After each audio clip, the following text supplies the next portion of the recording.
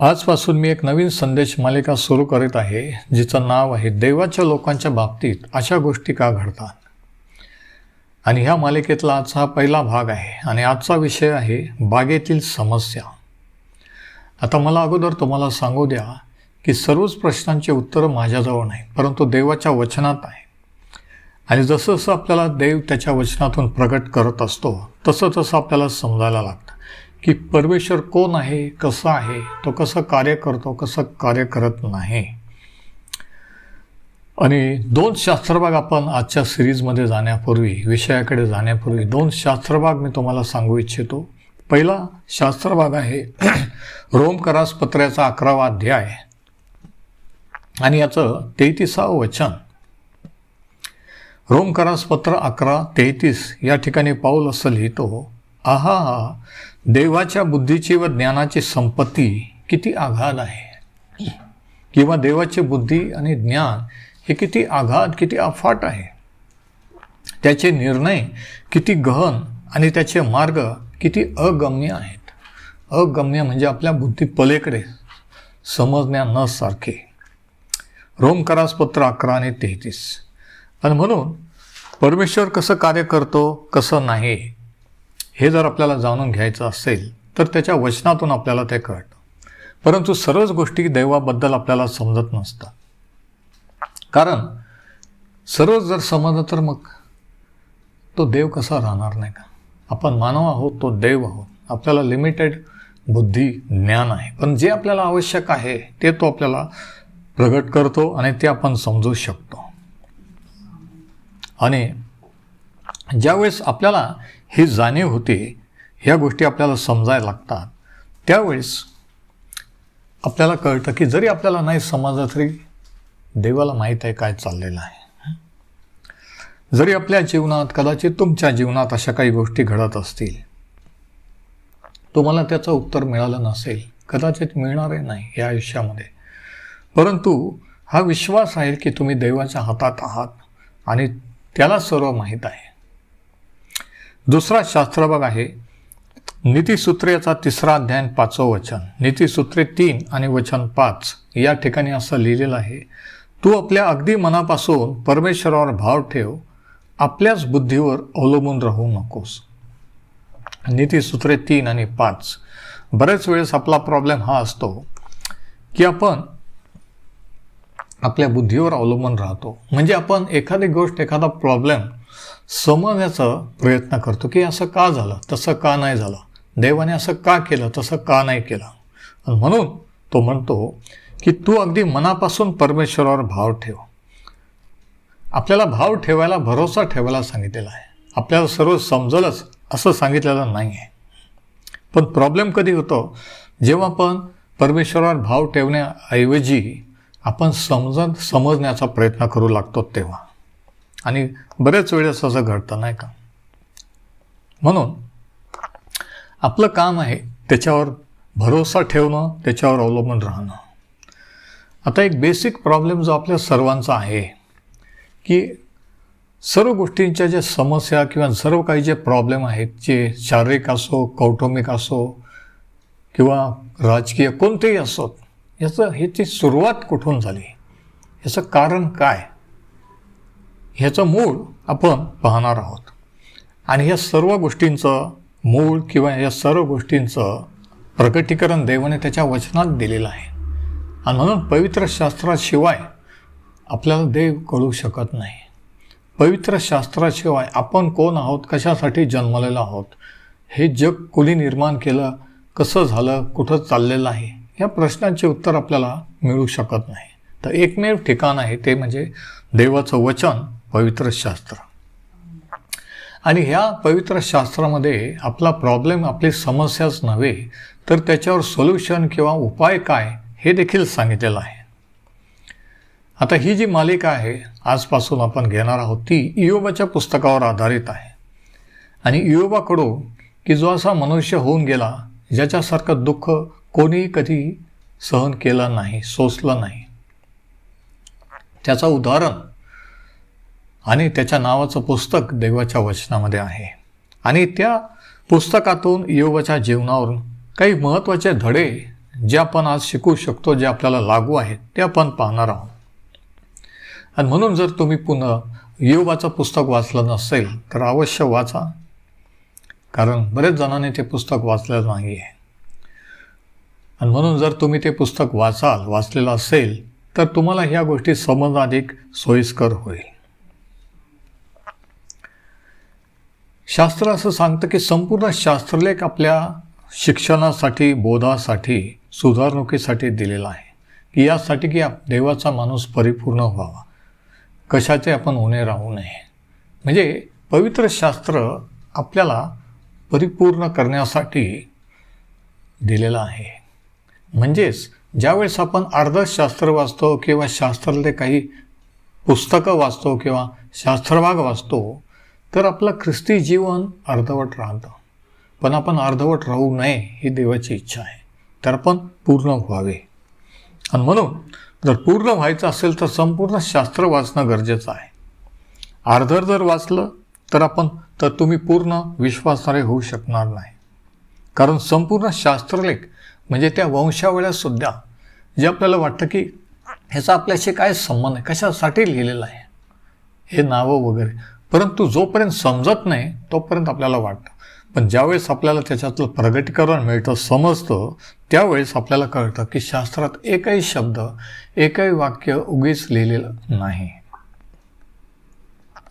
आता मी मानवजातीच्या इतिहासाची सुरुवात कुठून झाली तिथून सुरुवात करणार आहे. आणि ही सुरुवात देवाच्या वचनात सांगितलेलं आहे की देवापासून झाली. प्रारंभी देवाने आकाश पृथ्वी निर्माण केली, सृष्टी निर्माण केली आणि नंतर तयार झाल्यानंतर मनुष्य म्हणजे आपले पहिले पूर्वज आई वडील आदाम आणि हवा यांना निर्माण केलं. आणि त्यांच्यापासून बेसिक ट्रूथ किंवा एक मुख्य धडा की प्रॉब्लेमची सुरुवात, आज जे प्रॉब्लेममध्ये आपण आहोत, जग आहे, इतर आहे, ह्याची सुरुवात, स्टार्टिंग पॉईंट कुठून झाली हे आपण पाहूया. आता अनेकांना असं वाटतं की आदाम हवाची स्टोरी एक स्टोरी आहे किंवा कल्पित कथा आहे. परंतु माझा असा विश्वास आहे की जर ते देवाच्या वचनात लिहिलेलं आहे तर ते सत्य आहे, खरं आहे. की मानव जातीची, तुमची माझी सुरुवात ही आदामापासून झालेली आहे. बरेच जण याच्यावर विश्वास ठेवत नाही. मी देखील थोडाफार अभ्यास फिलॉसॉफी, तत्त्वज्ञानाचा केला, अनेक विषयाचा अभ्यास केला. परंतु ह्या सर्व सायन्स आणि फिलॉसॉफी इतर गोष्टीमध्ये थिअरीज आहेत, परंतु त्या सिद्ध झालेल्या नाही आहेत. ठामपणे सांगू शकत नाही की ह्याच रीतीने जगाची निर्मिती झाली किंवा मनुष्याची निर्मिती झाली. ह्या वेगवेगळ्या थिअरीज आहेत शास्त्रज्ञांनी मांडलेल्या. पण ज्यावेळेस आपण देवाच्या वचनाकडे वळतो, ज्यावेळेस मी त्याच्या वचनाकडे वळलो, त्यावेळेस मला कळलं की शास्त्रात अशा काही थिअरीज नाही, तर ते देवाचं वचन, ती वस्तुस्थिती आहे, फॅक्ट्स आहे. आणि देवाकडे वळल्यानंतर, प्रभू येशू ख्रिस्तावर विश्वास ठेवल्यानंतर देव त्याच्या वचनातून आपल्याला एक एक गोष्ट प्रगट करू लागतो. तर आदाम आणि हवाबद्दल पवित्र शास्त्र सांगतं. आणि ज्यावेळेस मी शास्त्र वाचायला सुरुवात केली उत्पत्तीपासून, त्यावेळेस सुरुवातीला जगाची निर्मिती, आदाम हवा, मनुष्याची निर्मिती आहे.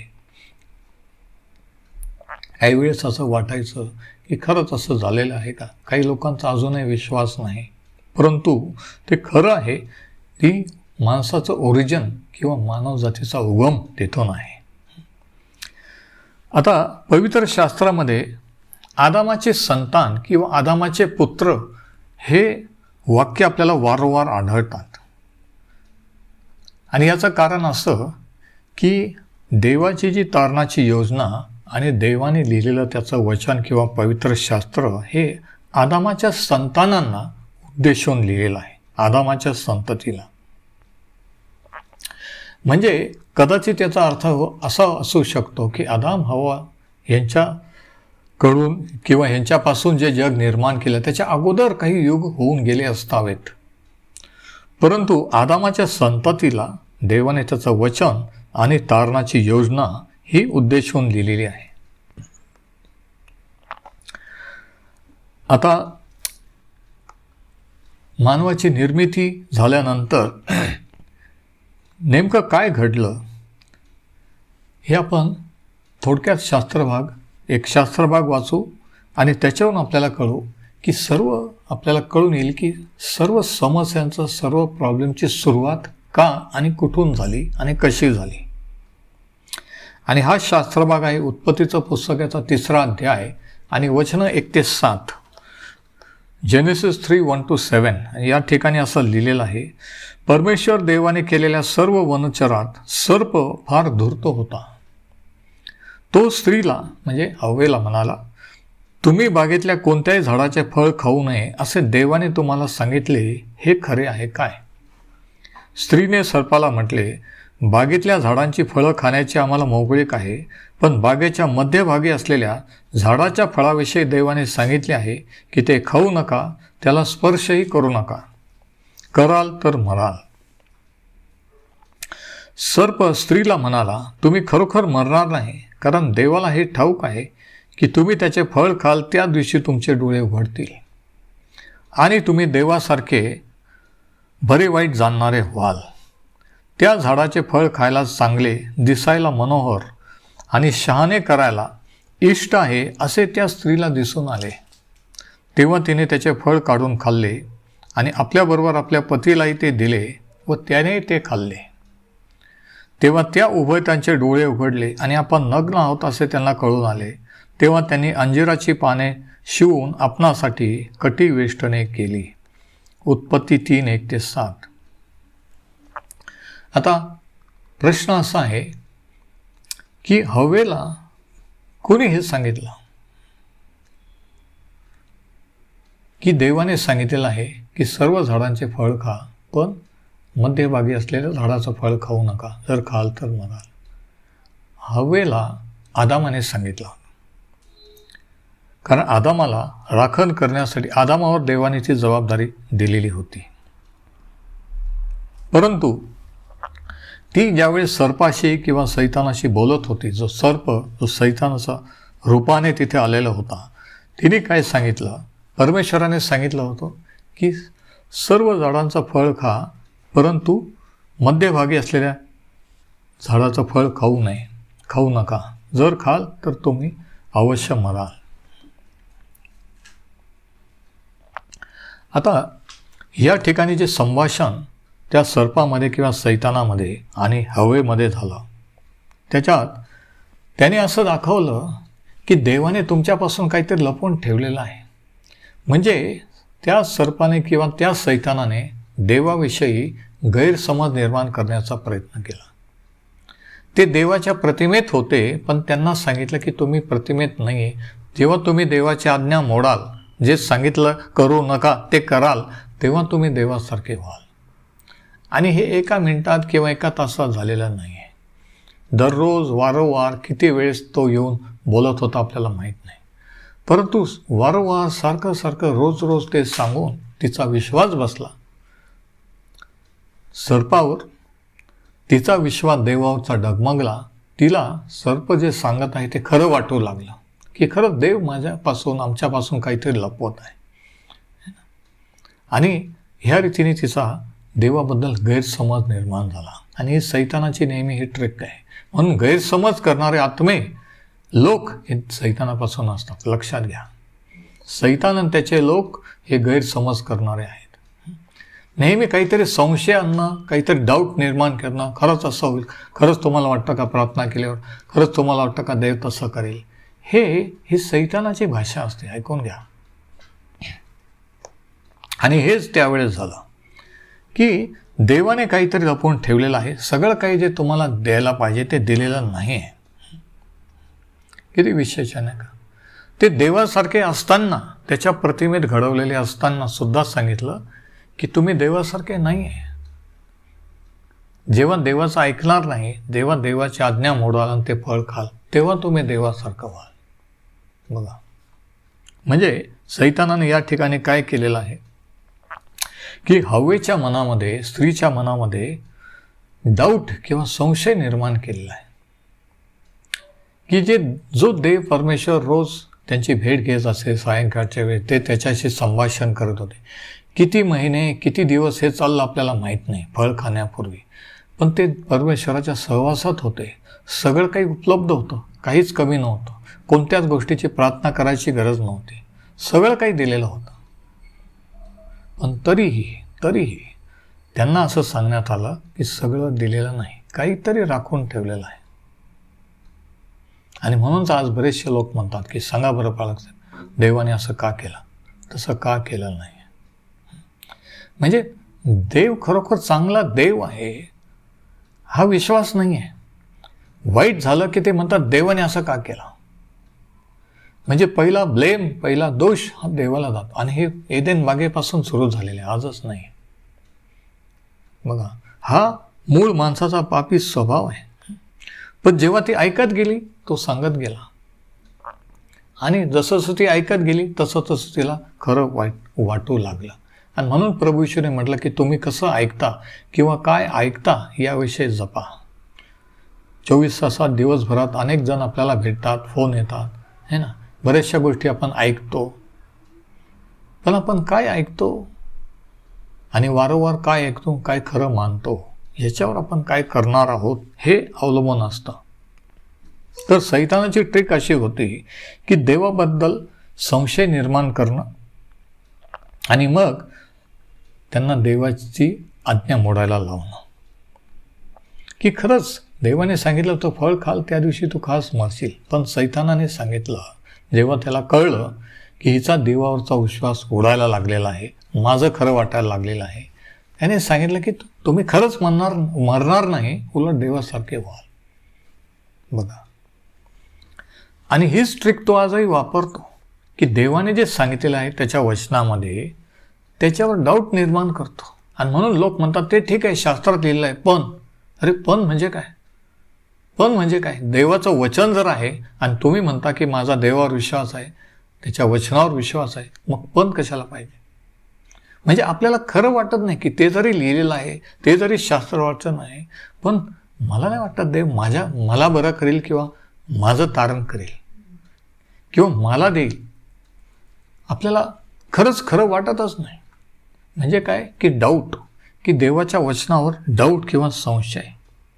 म्हणजे सैतानाने सुरुवात कुठून केली की देवाच्या वचनावर, देवाने जे सांगितलं होतं त्याच्यावर हल्ला केला.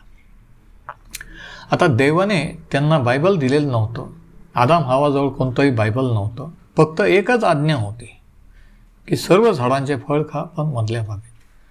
एवढंच त्यांचं बायबल होतं. आणि ती त्यांची विश्वासाची टेस्ट किंवा परीक्षा होती, आज्ञापालन करतात की नाही.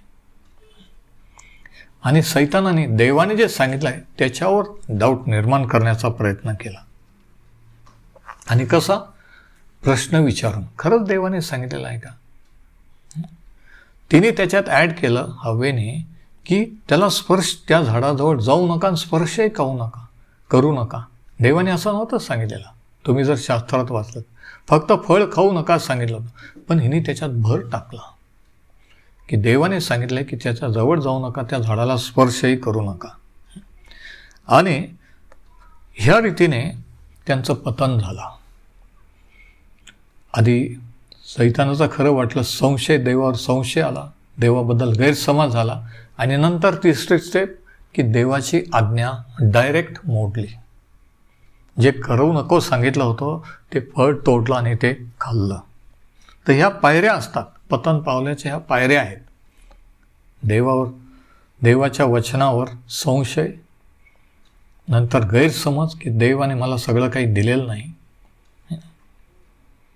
आणि नंतर त्याची आज्ञा मोडणे, त्याचं न ऐकणं.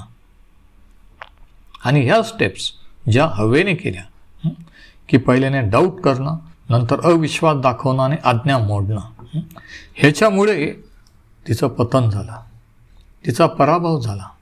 आणि हेच तुमच्याने माझ्या बाबतीत देखील होत असतं. आपण कोणी असो, कोणत्याही धर्माचे, जातीचे असो, ही ट्रिक सैतानाची असते. ख्रिस्ती असो, कोणी असो, की अगोदर देवावरचं संशय निर्माण करतो की देव एक चांगला देव नाही आहे. आज अनेकांना अनेक ख्रिस्ती लोकांना खरं वाटत नाही की देव एक चांगला देव आहे. असं म्हटल्यानंतर ते शॉक्ड होतात. मग सांगा बरं पालक साहेब, देवाने असं का केलं, असं का होऊ दिलं. म्हणजे तो चांगला देव, चांगला पिता आहे असं बऱ्याचशा विश्वासाऱ्यांचा विश्वास नाही आहे. आणि म्हणून प्रश्न असा आहे की कशा टाईपचे ते विश्वासणारे आहेत, कशा टाईपचे बिलिव्हर्स आहेत. तर या ठिकाणी सैतानाचा विजय झालेला आहे. का ह्या रीतीने त्याने आदाम आणि हव्वा यांना पापात पाडलं आणि ह्या रीतीने देवापासून दूर केलं.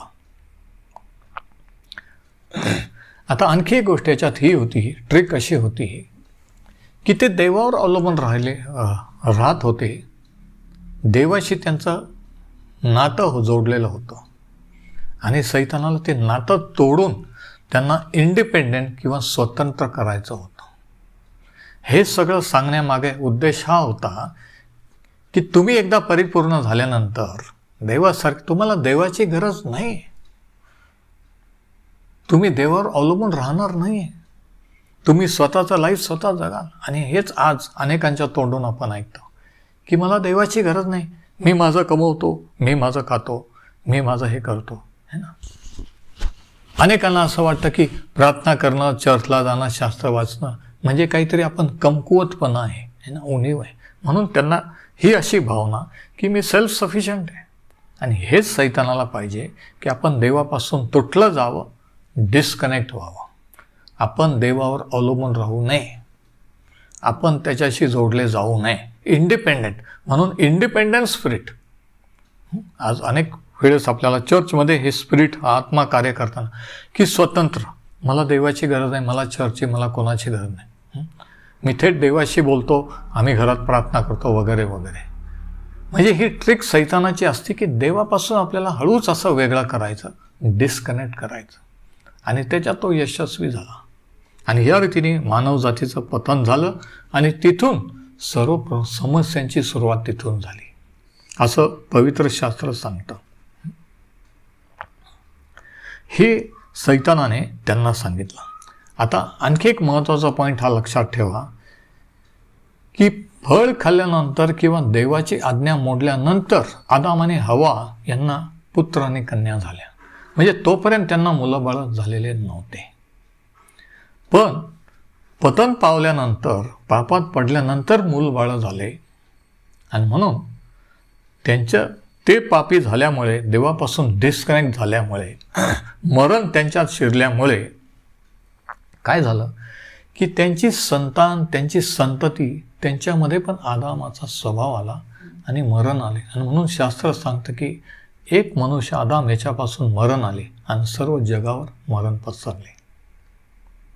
आपल्याला खरं वाटो अगर मानो अगर नको, पण हे सत्य आहे.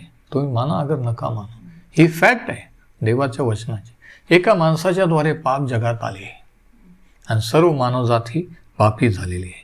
आणि पापाचे परिणाम दुखणे, आजार, कौटुंबिक समस्या आणि इतर सामाजिक समस्या, आंतरराष्ट्रीय, ह्याची सुरुवात देवाशी माणूस डिस्कनेक्ट झाला, इंडिपेंडेंट झाला आणि म्हणून हे प्रॉब्लेमची सुरू, असं पवित्र शास्त्र शिकवतं. म्हणजे प्रॉब्लेम कुठं आहे? बाहेर जगामध्ये तर प्रॉब्लेम आहेच, पण आपल्यामध्ये प्रॉब्लेम आहे. आणि तो कोणता? आपल्यामध्ये जन्मापासून, आदामापासूनचा बंडखोर पापी स्वभाव आहे. जो देवाच्या अधीन, ज्याला देव आवडत नाही, देवाविषयीच्या गोष्टी आवडत नाही, ज्या स्वभावाला वाटतं की मला कोणी काही सांगायचं नाही, मी माझ्या इच्छेप्रमाणे जीवन जगणार, माझ्या इच्छेप्रमाणे वागणार, मी पाहिजे तसा विश्वास ठेवणार, नाही तर ठेवणार पण नाही. हे स्वतंत्रता है ना, हे इंडिपेंडन्स माणसाला पाहिजे होतं. पण किती महागात पडला, किती मोठी किंमत मोजावं लागली. स्वतंत्रता झाले है ना, परंतु त्या स्वातंत्र्याचे परिणाम, दुष्परिणाम हे झालेले आहेत. म्हणून सगळ्या प्रॉब्लेमचा रूट किंवा मूळ काय आहे? पाप आणि आपल्यामध्ये असलेला पापी स्वभाव. बाहेर जगात पाप आहे, आपल्या आतमध्ये पण पापी स्वभाव आहे, हे आपण मान्य. आणि त्याचे इफेक्ट आहे. जेव्हा आपण म्हणतो की मी असं करणार नाही, आपल्याकडून ते होतं. मी दारू पिणार नाही, मी अमुक गोष्टी करणार नाही, ठरवलं की आपण नेमकं तेच करतो, तेच होतं. का? कारण जन्मापासून तो स्वभाव आहे, नेचर, ह्युमन नेचर याला म्हणतो, मनुष्य स्वभाव, आदामाचा पापी स्वभाव. माणूस पापी आहे म्हणून पाप करतो, पाप करतो म्हणून पापी नाही आहे. माणूस पापी असल्यामुळे तो पाप करतो, हे लक्षात घ्या. म्हणून बेसिक प्रॉब्लेम हा आहे. आणि म्हणून आपण याच्यावर उपाय शिक्षण घेण्याचा केला तरी शिक्षणाने तो प्रॉब्लेम सुटत नाही. आपण जर काही नियमशास्त्र किंवा धार्मिक विधी करण्याचा तरी त्याच्यावर आपण विजय मिळवू शकत नाही. आपण कुठेही गेलो जगामध्ये तरी तो स्वभाव आपल्यामध्ये असतो. किती चांगलं वातावरण अवतीभोवती असलं तरी आपल्यामध्ये ते असतं. आणि माणूस याच्यातून मुक्त होण्यासाठी अनेक प्रयत्न करत असतो, विशेषतः धर्म. आणि धर्माचरण म्हणजे की अमुक नियम. धर्म म्हणजे काय की देवापर्यंत पोहोचण्यासाठी केलेले कर्म किंवा पाळलेले नियम किंवा करत असलेले विधी. हे केलं, हे नियम पाळले तर देव प्रसन्न होईल आणि तो मला आशीर्वाद देईल किंवा मी त्याच्याशी जोडला जाईल. पण धर्माचरणाने होत नाही आहे, कारण ह्या बाहेरील गोष्टी आहे. विधी करणं, आचरण करणं, नियम पाळणं हे बाहेरील गोष्टी आहे. पण प्रॉब्लेम तर आतून आहे, पापी स्वभावाचा, तो तसाच राहतो. म्हणून माणसाच्या प्रॉब्लेमवर उत्तर शिक्षण नाही आहे, तत्त्वज्ञान नाही, धर्माचरण नाही. मग हे जर नाही तर मग सोल्युशन काय आहे, तोडगा काय आहे? आणि तो उपाय आपल्याला फक्त आणि फक्त देवाच्या वचनात, पवित्र शास्त्रातच आढळतो. माणसाच्या समस्येचं उत्तर, माणूस कोण आहे, असं का आहे, हे फक्त पवित्र शास्त्रात. आणि पवित्र शास्त्र शिकवतो की माणूस जन्मापासून पापी आहे. माणसाचा प्रॉब्लेम पाप आहे. पापामुळे देवाशी डिस्कनेक्ट झालेला आहे आणि पापाचे परिणाम हे सर्व समस्या आहेत, हे शास्त्र शिकवतं. ज्यावेळेस त्यांनी देवावर संशय घेतला, त्याच्यामध्ये हाही भाग होता की देव हा चांगला देव नाही आहे, तो भरोसा ठेवण्याजोगा नाही असं त्यांना वाटू लागलं. तो काहीतरी लपवतोय, त्यांनी सगळं काही आपल्याला दिलेलं नाही आहे. म्हणून सांगितलं की हे करू नका. म्हणून मनुष्य स्वभाव लहान मुलांचा, असं करू नको म्हटलं की तेच ते करणार. ही बंडखोरी ही जन्मजात आहे, ते कोणत्या जाती धर्मातले असो. हा बंडखोर स्वभाव जन्मापासून माणसामध्ये आहे. म्हणून प्रॉब्लेम कधी झाला की ज्यावेळेस देवाची आज्ञा मोडली, ज्यावेळेस 6व्या वचनात सांगितले उत्पत्ती 3:6 की हवेचं पतन कशामुळे झालं, तिने तिची इंद्रिय किंवा सेन्सेसवर विश्वास ठेवला. 6व्या वचनात दिले की जेव्हा त्या स्त्रीने पाहिलं की ते फळ दिसायला मनोरम आहे किंवा छान आहे आणि खायला उत्तम आहे, म्हणजे तिने ते डोळ्याने पाहिलं, मग तिच्यामध्ये ती इच्छा उत्पन्न झाली की बाकीचे फळ इतके तर हे किती टेस्टी, चवदार असेल. म्हणजे तिच्या इंद्रियांवर, सेन्सेसवर तिने विश्वास ठेवला. देवाच्या वचनाऐवजी तिचा विश्वास, ती जे पाहत होती डोळ्याने, हात लावून पाहत होती, त्याच्यावर तिचा विश्वास बसला, देवाच्या वचनावर नाही. आणि हाच प्रॉब्लेम आपलाही असतो की जेव्हा आपण आपल्या डोळ्याला जे दिसतं, जे ऐकू येतं, जे आपण स्पर्श करू शकतो, ह्याच्यावर जे विश्वास, जे फील करू शकतो, है ना. मला वाटतं की आता देवाचा अभिषेक आहे, मला वाटतं की तो माझ्या, थोड्या वेळाने वाटेल की तो तुमच्याबरोबर नाही आहे. म्हणजे सेन्सेस, मूड, भावना ह्याच्यावर विश्वास ठेवला आणि म्हणून पतन झालं. म्हणजे देवाचं वचन डावलून सेन्सेसवर विश्वास ठेवला. ही तिची चूक ही तिने केलेली होती. आणि हा बेसिक प्रॉब्लेम होता. आता याच्यावर उपाय काय की हे जे पतन झालं 1, 2, 3च्या स्टेपने, अगोदर देवाच्या वचनावर संशय आणला, गैरसमज झाला आणि आज्ञा मोडली, ह्याची रिव्हर्स प्रोसेस करायची. की रिव्हर्स प्रोसेस म्हणजे काय की देव काहीतरी लपवतोय, देवाबरोबर गैरसमज की तो भरोसा ठेवण्याजोगा देव आहे, तो चांगला देव आहे. तो वाईट करणारा नाही. एक सिंपल सत्य आहे, पण ते इतकं महत्त्वाचं आहे, इतकं महत्त्वाचं आहे की ते अनेकांना माहीत नाही आहे की देव परमेश्वर एक चांगला देव आहे. प्रभू येशूचा जगात येण्याचा एक उद्देश हा होता की देव कसा आहे, कोण आहे प्रगट करणं. आणि त्याने केलं. शिष्यांशी बोलताना सांगितलं त्याने की तुमचा पिता आणि माझा पिता. त्याने सांगितलं तुम्ही वाईट असता तुमच्या मुलांना चांगलं देण्याचा कळतं, मग माझा स्वर्गीय पिता कितीतरी अधिक चांगल्या गोष्टी देईल. म्हणजे प्रभू येशू ख्रिस्त हे प्रकट करत होता की देव हा एक पिता आहे आणि तो एक कितीतरी चांगला पिता आहे, तो वाईट करणारा नाही आहे. ही गोष्ट आज प्रत्येकाला तुम्हाला समजली तर किती बरं होईल. तुम्ही कधीच म्हणणार नाही देवाने असं का केलं, सांगा बरं, तसं का झालं, की तो एक चांगला आहे. पण प्रत्येक करणीचं उत्तर तो देतोच असं नाही आहे, आणि दिलं तरी आपल्याला समजतच असं नाही आहे. आपलं काम समजण्याचं नाही, आपलं काम भरोसा ठेवण्याचं. तू आपल्या अगदी मनाने परमेश्वरावर भरोसा ठेव, आपल्या बुद्धीवर अवलंबून राहू नको. समजण्याचा बुद्धीने प्रयत्न करून नाही, मला समजल्यावरच विश्वास ठेव. मग मी म्हणतो समजत विश्वासाची गरजच काय. समजत नाही, समजू शकत नाही सगळं काही देवाबद्दल, म्हणूनच भरोसा ठेवायचा आहे. आणि जे समजायला पाहिजे ते बरोबर समजतं. Praise the Lord. तर ह्यांनी देवावर संशय घेतला. आपण संशय घेऊ नये, विश्वास ठेवावा की तो एक चांगला देव, चांगला पिता आहे. आणि त्याने हे कसं प्रकट केलं की आपण पापी असता ख्रिस्त आपल्यासाठी मरण पावला. आपण त्याच्याकडे वळण्याच्या अगोदर, आपल्या जन्मापूर्वी, जगस्थापनेपूर्वी त्याने आपल्याला निवडलं. आपण त्याच्याकडे वळल्यानंतरही पूर्ण आज्ञा पालन करत नाही तरी तो आपला सहन करतो.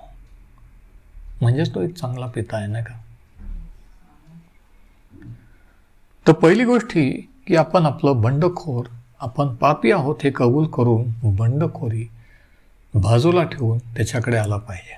दुसरी गोष्ट, आपल्याला देवाची गरज नाही किंवा आपण स्वतंत्र आहोत, इंडिपेंडन्स, हे मान्य केलं पाहिजे की हे देवाच्या दृष्टीने पाप आहे. हा विचार काही चांगला विचार नाही, तर हा बंडखोरीचा विचार आहे की मला देवाची गरज नाही.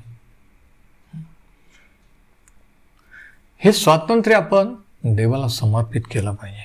हे स्वातंत्र्य पाप आहे हे देवाजवळ कबूल केलं पाहिजे की तो सार्वभौम आहे, तो सृष्टीचा माझा निर्माण करता आहे, त्याला माझ्यापेक्षा जास्त कळतं है ना. आणि प्रत्येक गोष्ट तो का करतो, कसं करतो हे तो सांगत बसत नाही आहे, हे आपण मान्य केलं पाहिजे. आमेन. आणि ज्यावेळेस आपण हे कबूल करतो त्यावेळेस आपण त्याच्यावर विश्वास ठेवतो, आणि मग सैतानाने कोणाच्याद्वारे काही सांगितलं तरी आपल्या मनात डाऊट किंवा संशय येत नाही. देवाबद्दलचा आपला गैरसमज दूर होतो की तो वाईट नाही, की चांगला पिता आहे, तो चांगलं करणारा, आपल्या हिताचं तो देणारा आहे. ह्या रीतीने आपण ती प्रोसेस रिव्हर्स करून परत देवाशी कनेक्ट होऊ शकतो. खरं तर प्रभू येशू ख्रिस्त आपल्याला देवाशी कनेक्ट करायला, आपलं तुटलेलं नातं त्याच्याशी जोडायला आलेलं आहे. तो काही नियमशास्त्र, आणखी एक नियमशास्त्र घेऊन आला नाही की हे नियम पाळा, हे करा, ते करू नका. तर तो जीवन देण्यासाठी आला है ना. त्याच्या ठाई जीवन होते, ते जीवन मनुष्यांचा प्रकाश होते. ज्यावेळेस फळ खाल्लं तेव्हा धर्म गमावला नाही, नियमशास्त्र गमावलं नाही, जीवन गमावलं. जो फ्लो देवाकडून होत होता, ज्या दिवशी फळ खाशील त्या दिवशी खास मरशील, पण शारीरिकरित्या त्या दिवशी नाही मरण पावला, काही वर्षानंतर.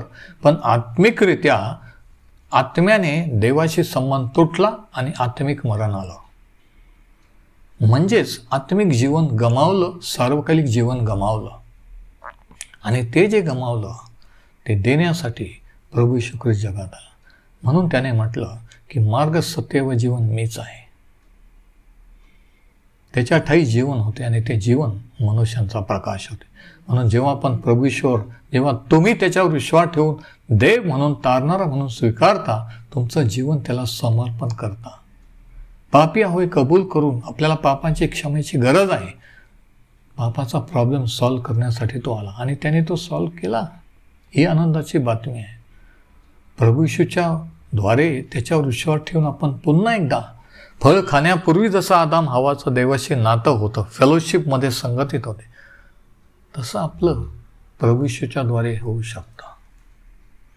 आज आपण इथेच थांबू. ही सिरीज सुरू राहील आणि आणखी काही महत्त्वाच्या गोष्टी येणाऱ्या दिवसात आपण पाहूया. परमेश्वर हे वचन आशीर्वादित करो.